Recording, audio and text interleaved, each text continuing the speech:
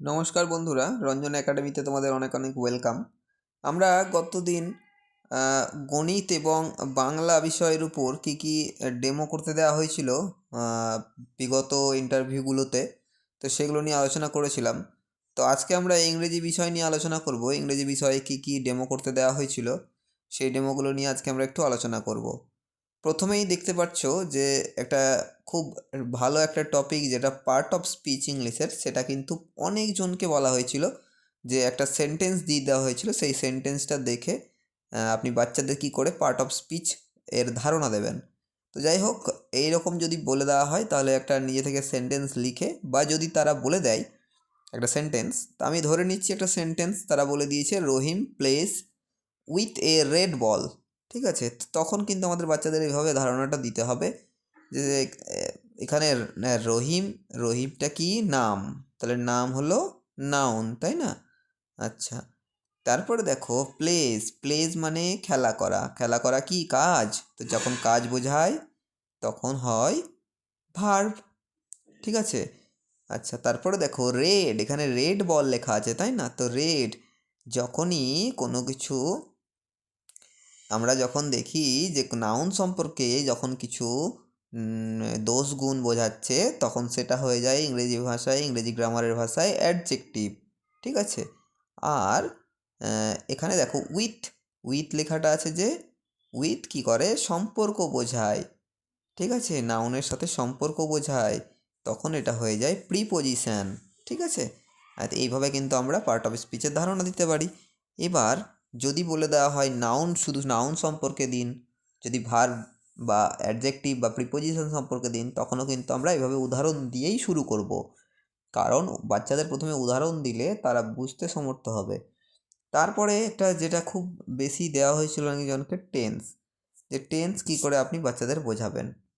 তখন আমরা টেন্স কিন্তু তাদেরকে উদাহরণ দিয়েই বোঝাবো। প্রথমে তাদের বাস্তব উদাহরণ দিতে হবে। বাস্তব উদাহরণের মধ্যে আমরা বলতে পারি, আচ্ছা গতকাল তোমরা কি খেয়েছিলে, আজকে কি খেয়েছো, আগামীকাল কি খাবে, বা গতকাল তোমরা কি করছিলে, আজকে কি করছো, আগামীকাল কি করবে। এই ধরনের জিনিস দিয়ে তাদের বর্তমান, অতীত এবং ভবিষ্যৎ সম্পর্কে জ্ঞানটা দিতে হবে। জ্ঞানটা দেওয়ার পর তাদের কিন্তু আমরা প্রেজেন্ট, পাস্ট এবং ফিউচার এইটা সম্পর্কে ধারণা তাদের দিতে পারবো।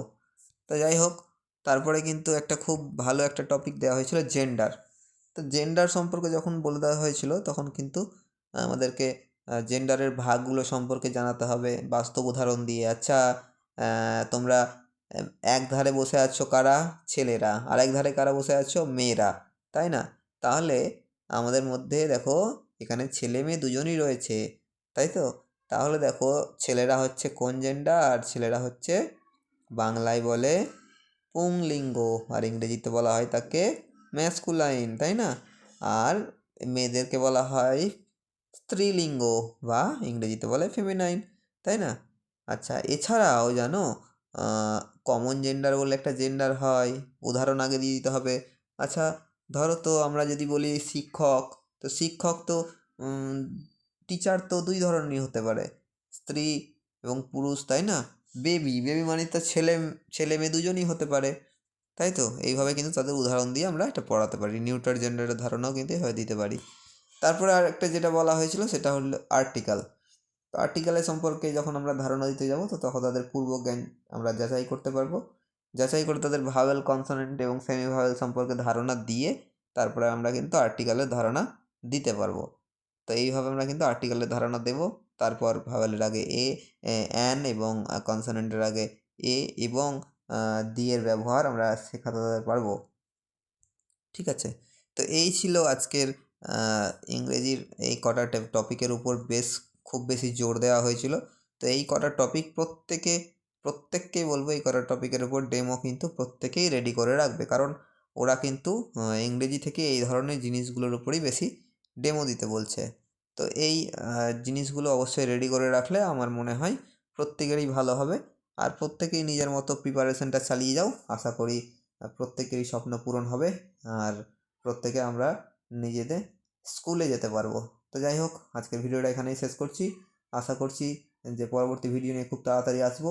ততক্ষণ তোমরা প্রস্তুতি নিতে থাকো এবং আমার পুরনো সব ভিডিওগুলো দেখতে থাকো। আমি অনেক অনেক রকমের ডেমনস্ট্রেশন ভিডিও কিন্তু দিয়ে রেখেছি চ্যানেলে, অবশ্যই তোমাদের কাজে লাগবে আশা করছি। তো যাই হোক, প্রস্তুতি সবসময় করতেই থাকো, প্রস্তুতিগুলো সঙ্গে রাখো। আর যে কোনো মুহূর্তে কিন্তু আমাদের নেক্সট ইন্টারভিউয়ের ডেট কিন্তু প্রকাশিত হবে। ততক্ষণের জন্য টাটা বাই, আর সুস্থ থাকো।